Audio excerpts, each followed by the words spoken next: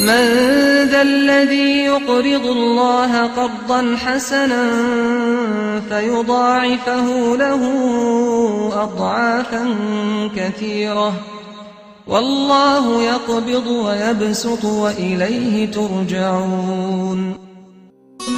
بناوي خواي بخشندەی میهرەبان، سڵاو و ڕەحمەتی خوای پەروەردگارتان لێبێت، خێرخوازان و دۆستی هەژاران و نەداران لە سەرجەم شار و شارۆچکەکانی هەرێمی کوردستان. خۆشحاڵین ئەم جارەش لە بەخشین دەبینە میوانی ماڵەکانی ئەوەی ئازیز و خۆشەویست و دۆستی هەژاران و بێباوکان لە سەرجەم شار و شارۆچکەکانی هەرێمی کوردستان.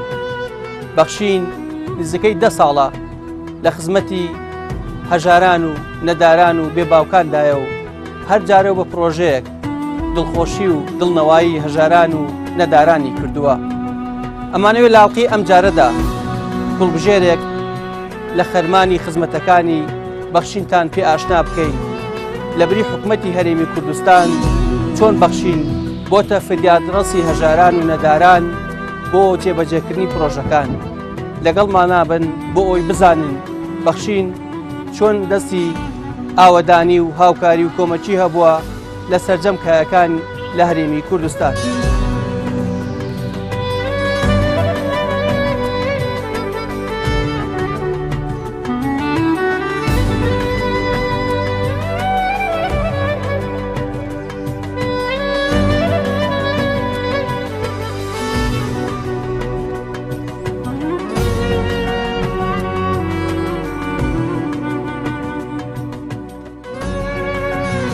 گوڵبژێرێک بە خەرمانی خزمەتەکانی بەرنامەی بەخشیندا. هاوشان لەگەڵکردنەوەی کەناڵی ئاسمانی پەیام وەک یەکەمین کەناڵی ئاسمانی ئیسلامی کوردی، پەیام وەک ئەرکێکی ئاینی و نیشتیمانی بە پێویستی زانی داهێنانێکی نوێ بێنێتە ئاراوە بۆ خزمەتکردنی هەژاران و بێنەوایانی هەرێمی کوردستان. لەو سۆنگەیەوە لەژێر دروشمی ببەخشن تا بەخشین بەردەوام بێت، بەرنامەی بەخشینی ئاشنایی دیدەی بینەرانی کرد. بەرنامەی بەخشین بەرنامەیەکی خێرخوازی کۆمەڵایەتیە کە ئێستا لە هەردوو کەناڵی ئاسمانی پەیام و بانگەواز پەخش دەکرێت. ئەو بەرنامەیەی تروسکەی هیوای نەخۆش و هەژاران و بێنەوا و بێباوکانی وڵاتی کوردەواریە. بەخشین ئەو بەرنامەیەی کە بۆتە پردی پێکگەیاندنی هەژار و دەوڵەمەند، بۆتە سیمای هەژاران و هاوکاری خێرخوازانی دڵئاوا و بە ئەمەکی وڵاتی گەیاندۆتە هەژاران بەبێ جیاوازی بیرکردنەوە و ئاینی و مەزهەبی.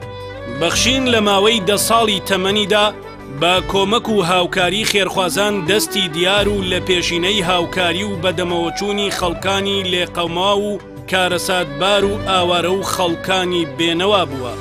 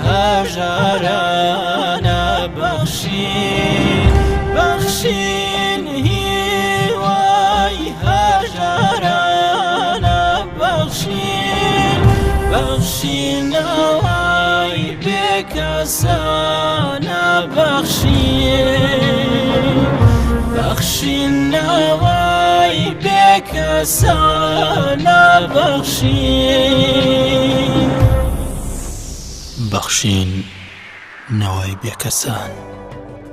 بەرنامەی بەخشین لە بواری پرۆژەی نیشتەجێکردنیدا بۆ هەژاران و بێنەوایان و نەخۆشان.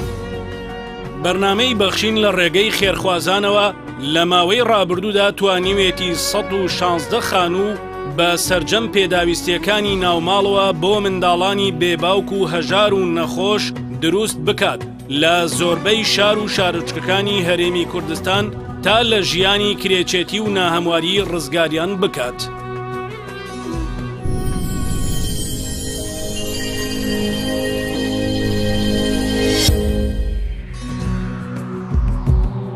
بەخشین لە بواری خزمەتی کەرتی تەندروستیدا.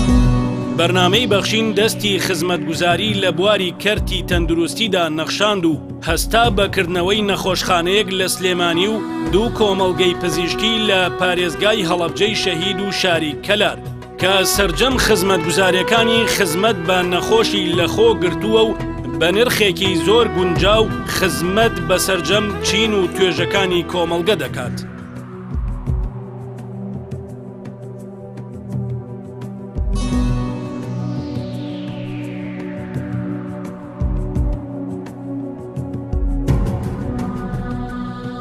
من پێم وایە نەخۆشخانەی بەخشینێکی کە لە نەخۆشخانە باشەکان و بەوەی کە من دیم کۆمەڵێک کەلوپەلی تازە و کۆمەڵێک ئامێری تازە و بینایەکی ڕێک و پێک و پێی یاسا و ڕێنمایەکانی وەزارەتی تەندروستی مۆڵەتی پێدراوە و ئەوەی بۆیان باسکردن لێ پسراوانی نەخۆشخانەکە نرخەکەشی زۆر باشە بە هینێکی پاڵخاندەرێکی باش دەبێت بۆ خەڵکی ئەم وڵاتە بە تایبەتی ئیسا لە قەیرانی داراییە بۆی جێ خۆیەتی من دەستخۆشی لە دەستگای بەخشین و دەستخۆشی لە یەکە بە یەکەی بەڕێوبەر و بەڕێوبەری کارژێڕی و کارمەندان و پزیشکانی ئەم دەستگایە بکەم زۆر باریس ئێمە سوکتە دەکات من پێم وتون حەزەکەم ئەم جۆرە نەخۆشخانانە لە هەولێریش بکرێتەوە لە دۆکیش بکرێتەوە لە زاخۆ و خانەقین و هەڵەبجەش بکرێتەوە بۆ ئەوی باری ئێمەش سوک بێتەوە بۆی هاوڵاتانی سوودمەند بن من داواکاری لە پزیشکە پسپۆرەکان دەکەم کە زۆر هاوکار بن و هاوکاری ئەم جۆرە پرۆژانە بن و بۆ ئەوەی کە خەڵکیش هەمووی بە خەڵکی هەژار و نەدارەوە سوودمەند بێ لە خزمەتگوزاری تەندروستی.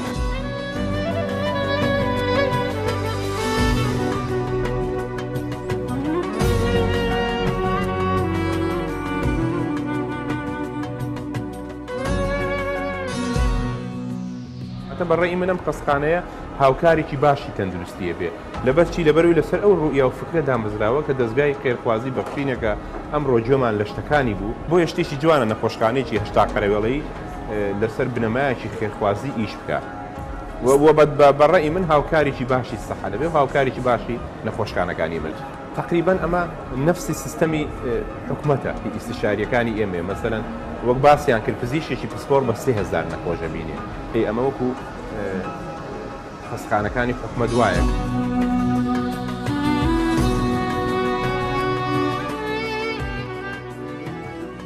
بەناوی قامێتی قەزای کەلارەوە دەستخۆشی لە بەرنامەی بەخشینەکەین بۆ کردنەوەی ئەم کۆمەڵگا پزیشکیە لە قەزای کەلار دیارە ئەمە لەسەر ئاستی گەرمیان دەتوانین سوود لەمە ببینین و ئەمە ئەرکێکی نیشتیمانی گەورەیە لەم قەیرانە دارایە ئێستا بەرەوکی کۆمەڵانی خەڵکی کوردستان و ئەم ناوچانەی گردێتەوە بەعام هەنگاوێکی زۆر باش و هەنگاوێکی پیرۆزە و دەستخۆشیان لێکەین پیرۆزبایان لێکەین ئومێدەوارین ئەم کۆمەڵگایە بتوانین هەموو بەشەکانی پێداویستەکانی تر لەخۆ بگرێت لە ڕووی تەندروستیەوە بتوانین بەشێک لە کەلێنەکان و چارەسەرەکان بۆ خەڵک لێرە بدۆزینەوە ئەو ئەرکەی کە پێ هەڵستن بە شێوازێک بە بتوان بێت زەمایی ڕەزامەندی خەڵکی سنوورەکە و ناوچەکە و ئێمەش وەکو ئیدارەی قەزاکە پاڵپشتی و پشتیوانیانە بین بۆ کردنەوەی هەر کارێک لەم بابەتەکە سوود بە بەرژەوەندی گشتی بگەینە لە ئەسەر ئاسی قەزا و لەسەر ئاسی ئیدارەی گەرمی.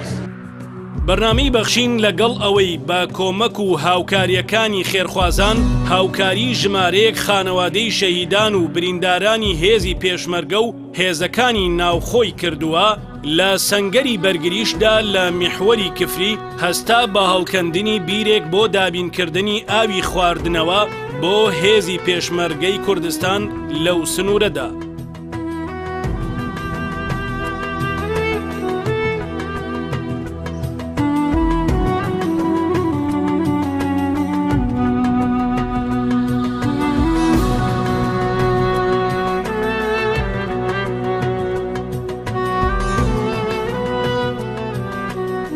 بەنای خوای گەورە و میهرەبان سەرەتا بە خێراتتان دەکەم سوپاسی کەناڵی بەخشین دەکەم سوپاسی کۆمەڵی ئیسلامی دەکەم بۆ ئەو ئەرکەی کە کێشایانەوە ئەو بیریان بۆ ئەم برا پێشمەرگانە هەڵکەنەوە و بێئاوی ڕزگاریانی کردووە بەڕاستی ئەمە لە وەرزی هاوینان کێشەیەکی زۆری بێئاویمانە کێشا تەنگانەمانە کێشا بە تەنکەر ئەومان بۆ هات تەنکەرەکان زۆر جار پێکیانە کەوت یا پەنچەرە بوونیان ئەبووە هۆی دواکەوتنی ئاوەکە سنوورەکەیش زۆر خۆتان چاکەچان ئەم سنوورە گەرمە و پێویستی بە ئاوە دەستان خۆش بێت شتێکی چا بۆ برا پێشمەرگانە سوپاسی هەموو کەسێک و هەموو لایەنێکەکەم کە دەستی یارمەتی بۆ برای پێشمەرگە درێژکات.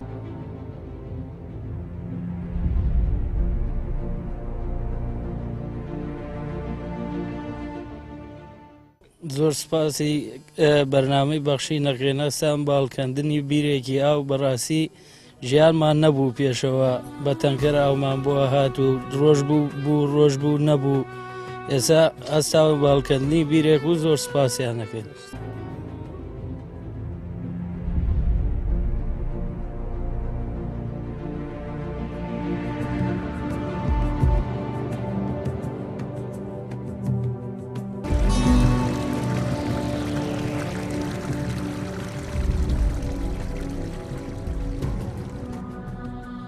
مێردەکەشم لە 94 پێشمەرگە بوو ئێتر پار یەکی دوو نەخۆش و لەژەر ئەمەلێتا دەرنەچوو گیانی دەرچوو هەموو ساڵە پێشمەرگە بوو کاتی وەفاتی کرد موچەکەی دوو مانگدایان پێیتر بڕە پێشەوەی پیاوەکەم وەفات کات کارمەندی ئاسایش بوو لە ڕانیا بەهۆی نەبوونی و کەم و کوڕی و ئیتر خۆشم بڵێن ئەوها بریندارم و 8 پارچە ئاسن لە قەلما ماوە لە شەڕا بریندارم و ئیتر هیچ چارەسەرێکم بۆ نەکراوە پارچەکانیش دەرناکرێت تر خۆشم هیچ ئیمکاناتێکم نییە.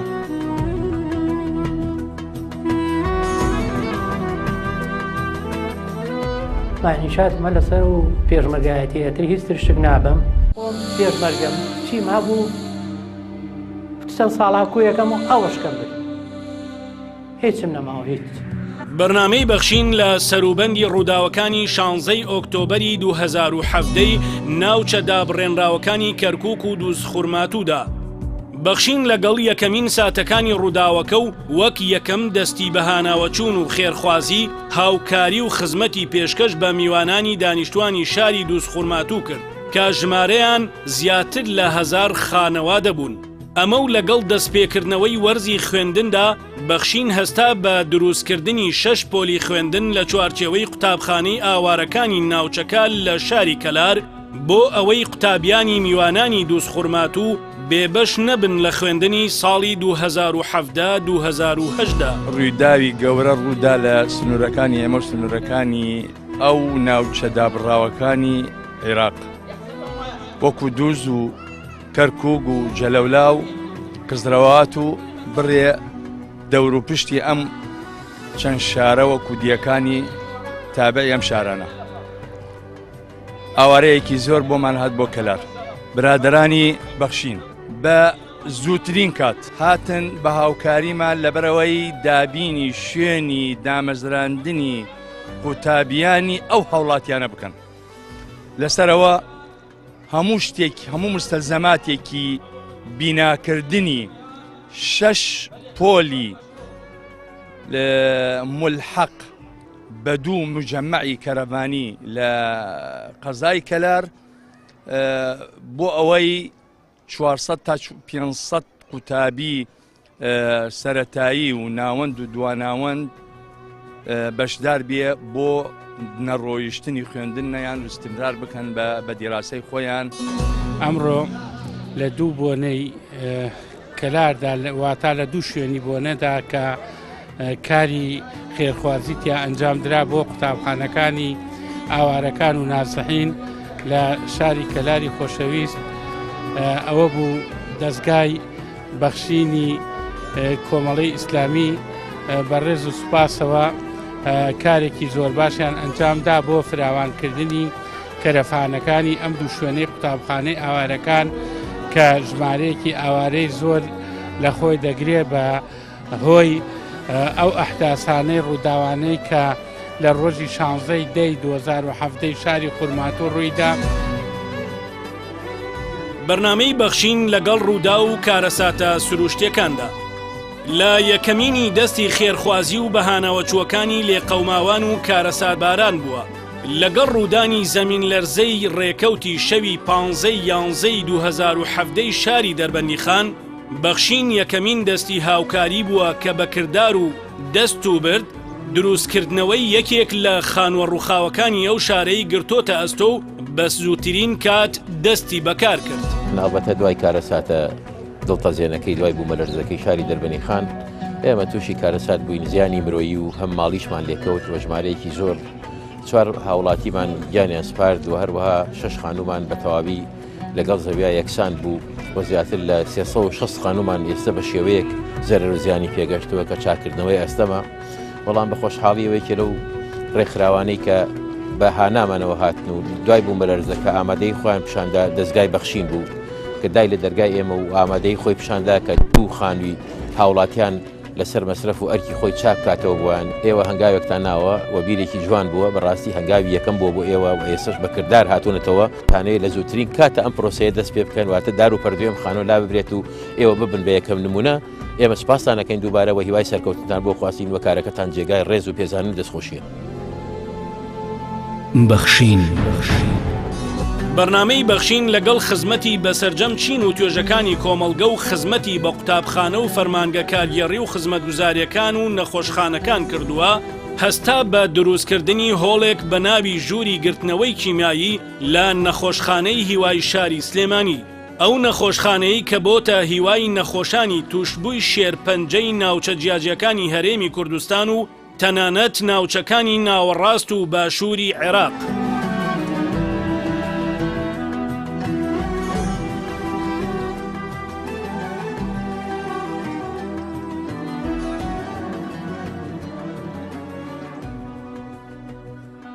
ئەو پرۆژێم قسە بەردەستی کەوان ژوورێکمان بۆ دروستکەن بە ناوی گرتنەوەی عیلاجی کیمیایی ژووری پریپەرێشنی پێوتری تەحزیری عیلاجی کیمیایی لەو ژوورەیە کە ژوورەکە نزیکی 70 بۆ 80 مەترە بێت. ئەوان شانسان خۆشبەختانە ئەرکی گرتنە ئەستۆی ئەو ژووریان گرتە ئەستۆی خۆیان و خۆشبەختانە ئەو ژوورە تەحزیری هەموو عیلاجی کیمیایی نەخۆشخانەی هیوایتیا ئەکرێت کە هەموو نەخۆشەکانی عێراق کوردستان لەو ژوورەدا تەحزیرەکە بەرنامە بەڕێزە کە بەرنامەی بەخشینە بەڕاستی ناوی خۆتان بە خۆتانەوە بوو دەستی یارمەتیتان درێژ کرد بۆ ئەو نەخۆشانە و ژوورەتان بۆ دروستکردن. ئێمە وەکو نەخۆشخانە هیوا وەکو بەڕێوەبەرایەتی نەخۆشخانە هیوا سوپاستان دەکەین خوا نمونەتان زیادکە ئینشەڵا خێرخوازانی تری چاوتان لێ بکەن بۆی بتوانن کلێنێکی نەخۆشخانەکە پڕ بکەنەوە. بەرنامەی بەخشین لەگەڵ خزمەت و هاوکاریکردنی چین و توێژەکان هەستاوە بە خزمەتکردن و هاوکاریکردنی مادی توێژی ژینگە پارێز کە ئەم چینە گەورەترین خزمەت بە وڵات و نیشتیمان دەکەن و پارێزگاری لە ژینگەی کوردستانی خۆشەویستمان دەکەن. بەخشین هاوکاری پێشکەش بە 1285 ژینگە پارێز کرد. دەستخۆشی تەواو بە ناوی قایمقامێت و بە ناوی فەرماگە حکومەکان بنێرم بۆ کەناڵی ئاسمانی پەیامی خۆشەویست بیلئەخص بەرنامەی بەخشینی خۆشەویست. من خۆمی یەکم لەو کەسانی متابعی ئەو بەرنامە زۆرەکەم وەکو مامۆستا باسی کرد بەبێ جیاوازی سیاسی بەبێ جیاوازی دەم و ڕەنگ لە ماوەی ئەو ساڵی کە دەستیان کردو بە ئیشەکان توانیانە بەشێکی زۆری خەمی هاوڵاتیان بە تایبەتی ئەو چینەی کە وەزعی داراییان خراپە و ئەو چینەی کە بارێکی ناهەمواریان بەسەرا هاتووەکو نەخۆشی هاوکاریان بن پیرۆسترین نەریتە کە کەناڵی ئاسمانی پەیام دەستی پێ کردووە. جێ خۆیەتی لەمڕۆدا سپاسی بەرنامەی بەخشی بکەینەوە بەرنامەیەکەوە بەڕاستی دوو لە مجاملە بۆ خۆتمان کەم تا زۆر متابعەکەین یەکێ لەو بەرنامەی کە خزمەتی چین و توێژە کەم دەرامەتەکانە کاوانەی کە بەهۆی نەخۆشیەوە یا بەهۆی کەم دەرامەتیەوە یا بەنەهۆی نەبوونی خوانەوە کێشەی ژیانیان بۆ دروستبووە. ئەمە مای دڵخۆشیە لە هەمۆشی دڵخۆشی تر ئەوەیە کە ئەم بەرنامەیە جیاوازی ناکە هەم لە نێوان خەڵکەکان هەم لە نێوان شوێنی سەرجێبوونەکانیان. زۆر سپاسی ئەم بەرنامەی بەخشینی کەناڵی پەیام دەکەم کە لە ئەم ساڵا توانی ئەم چینەماندوونە ناسە بەسەر بکاتەوە. بەڕاستی لەم قەیرانە کاتی خۆی بوو جێگای خۆی بوو زۆر دەستخۆشیان لێکم. بەخێرهاتنی ستافی ئەو بەرنامە جوان و ناوازەیەکەین و هەروە هیوادارین خوا پاداشتی دارێژەری ئەو بەرنامەیە خاوەنی ئەو بیرۆکەیە و جێبەجێکارانی و سەرپەرشتیارانی و ئەو کەسانەشی کە بەخشەرن بۆ بەرنامەیەکەین هیوادارین پاداشتیان بدرێتەوە و من نمونەیەکی جوانە لە خزمەتکردنی خەڵک بەڕاستی ژمارەیەک باسکرا لێرە لە پارەکە کۆکراوەتەوە کە لە خێرخوازان وەرگیراوە درراوە بوو کەسانی کە شەونخۆنیەکەن و ڕۆژ دەخەنە سەر ڕۆژ بۆ خزمەتکردنی کۆمەلگا بەڕاستی جێگای شکر و تەقدیرن جێگەی سوپاسن هیواداری نمونەیان زۆر بێ و بە خێرهاتنیانەکەین ئەو شاریان ڕوونا کردەوە. زۆر سوپاس بۆ هەڵبژاردننی و سنووری ئێمە بۆ هەڵبژاردننی ئەو کارگوزار و کرێکارانی کە زۆربیان کە سوکاری شەیدان و ئەنفالن. بەرنامەی بەخشین و خزمەت بە توێژی خاوەن پێداویستی تایبەت.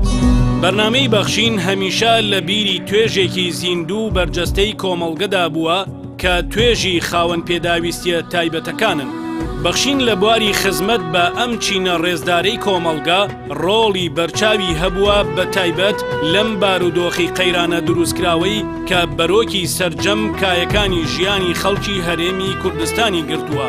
هاوکاری مادی گەیاندۆتە دەستی 1889 خاوەن پێداویستی تایبەت. زۆر زۆر سپاسی کەناڵی ئاسمانی پەیام دەکەین بەرنامەی بەخشین ئەو بۆ دووەمین ساڵ سەردانی کۆمەڵەمان دەکەن نەخۆشخانی تەلەسیمیا بەسەر دەکەنەوە کە ئەوانەی کەم دەرامەت و هەژارن و دڵی ئەو منداڵانەوە ئەو خێزانانە خۆش دەکەن. کۆمەڵی کۆمەڵەکانی کوردستان مەڵبەندی گشتی لە شاری هەولێر ئەمڕۆ هەستین بە دابەشکردنی هاوکاری لە ڕێگای برادران لە ڕێگای بەرنامەی بەخشین لە کەناڵی پەیام دەستخۆشی لەو برابەڕێزان ناکەین کە بۆم کارانە هەڵدەستن کە کاری خێرخوازی ئەنجام دەدەن بۆ ئەو کەسانەی کە پێویستن کەم دەرامەتن یاخود چینی کەمەندامانن دەستخۆشیان لە یەکەم هیوادارین کە ئەمسالیان زیاد بێت بۆ ئەوەی زیاتر ئاور لە شەریحەی چین و توێژی کەمەندامان و خاوەن پێداویست تایبەت بدرێتەوە. بەڕاستی بەدڵ سواسی بەرنامەی بەخشینەکەین کە ئەمڕۆ ئەو ناوی کە بەخۆیەتی بەخشینی بەخشیە 100 خێزانی خاوەن پێداویستی تایبەت ئەو 100 خێزانەی کە بە مانای وشە پێویستیان بە بەخشینی ئەوانە لە ڕاستیدا ئەمە ئەو پڕی گەورەی خۆیانە ئەمە ئەو پڕی لەوردنی خۆیانە ئەو پڕی بەخشندەیە کە ئینشەڵڵا لای خوای گەورە قبوڵ بێت. حکوومەتی هەرێمی کوردستان بەو هەموو ئیمکانێتە گەورەی کە خۆی هەیەی بەو هەموو سەرمایەدارەی کە خۆی هەیەی لە شەرقی ئەوسەتیشە نەیتوانیوە هەتا ئەمڕۆ بۆ یەک بنەماڵی کەمەندامان دینارێک ببەخشێ. بەڵام بەرنامەی بەخشین نەک بۆ ئێمە ئەوەنی من ئاگادارم زیاتر لە 600 خێزانی خاوەن پێداویستی تایبەتی بەسەر کردوێتەوە بریا ئێوە بوونایە لە بەری حکوومەت. سپاس بۆ بەرنامەی بەخشین کە ئێمە بەسەرێک کات و هەموو ساڵێ سپاسی ئەو خێرخوازانە شەکەینەوە دەوڵەمەنداناکەین کە ڕاستی هاوکار و پشتیوانی بەرنامەی بەخشین خۆتان نەزان بە چای خۆتانەوە بینن ئەم توێژە بەڕاستی کۆمەڵی کورتەواڵە کوردستان توێژێکی لەناو کۆمەلگایە دیارین.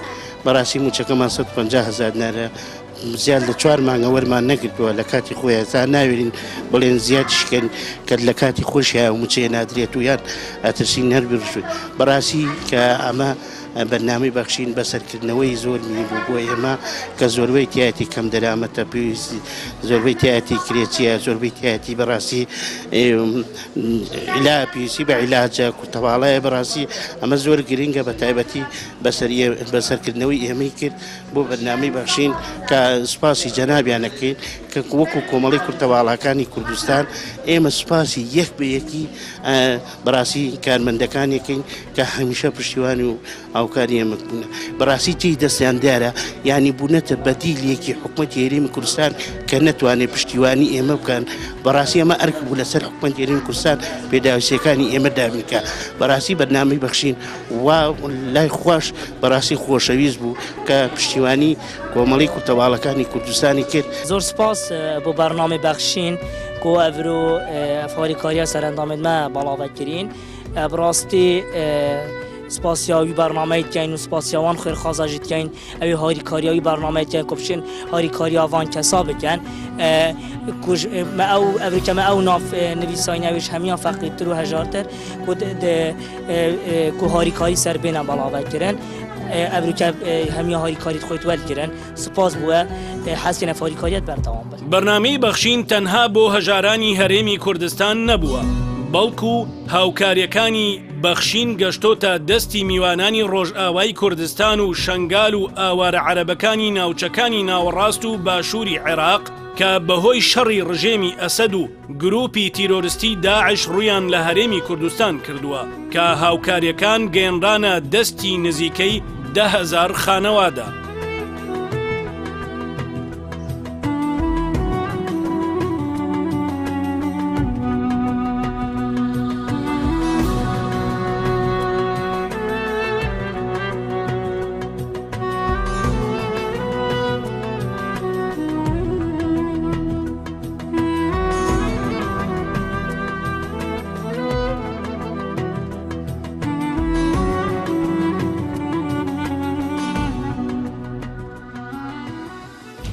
ملچوای شنگالێ هاتنە هەف ڕۆژ بوون هەش ڕۆژ بوون ملچوای شنگالێ نە خواردن دەفمە هەبوو نە نان هەبوو نە ئاف هەبوو هەندێک ڕێڤە مرن شبرچە وشتەعبە سەروان چیایە کەفتن و دابوون و تەیارێ تشتانین تاڤیتن ده بەدڵ ئاف تاڤیتن هەمێ ڕێڤە تەقەهان وەسعێوان گەلێکی پیسە وەڵا ئیستا قەنجە خواردن بۆمانی جلک تشت بۆ زاروا شیرانین ئەم گەلێکش وانە مەمنون وەڵا گەلێک خزمەتی بۆما کردن وەڵا ئەو سەرسەرێمە و تشش مەرەقە دماندن و گەلە خودی خێراوان قبول بکەم گەلێکش وانە مەمنون.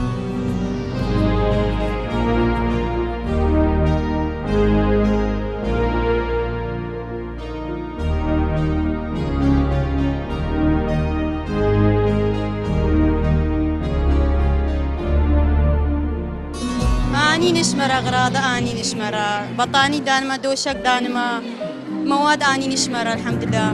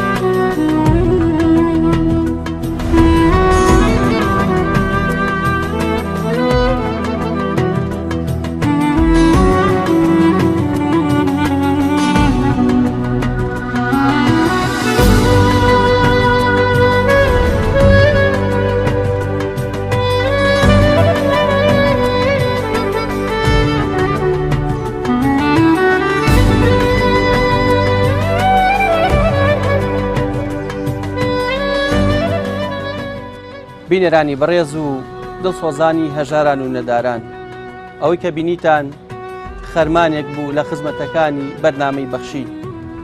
دیارە بەرنامەی خێرخوازی تەنها لە هەرێمی کوردستان بوونی نییە، لە سەرجەم دنیادا بوونی هەیە، تەنانەت بە وڵاتانەی کەەوە باوەڕیان بە دواڕۆژ و بە خێرکردنیش نییە. ئەوان لە ڕووی ئینسانەتەوە کارەکەن، بەڵام بۆ هەرێمێکی کوردستان کە زۆربەی مسلمانە و باوەڕی بە پاداشت و سزا هەیە لە قیامەتدا، بێگومان ئەبێ بەرنامەی خێرخوازی زیاتر بێ و بۆ خزمەتکردنی هەژاران و نەداران و منداڵانی بێباو. ئەوەی کە جێی دڵخۆشیە خێرخوازان لە سەرجەم خزمەتەکانی بەخشین جێدەستیان دیار بۆ و نانهێشتووە هەژاران و نەداران باری ناهەمواریان زیاتر نالەبار بێت و فرمەسکەکانیان زیاتر بێت.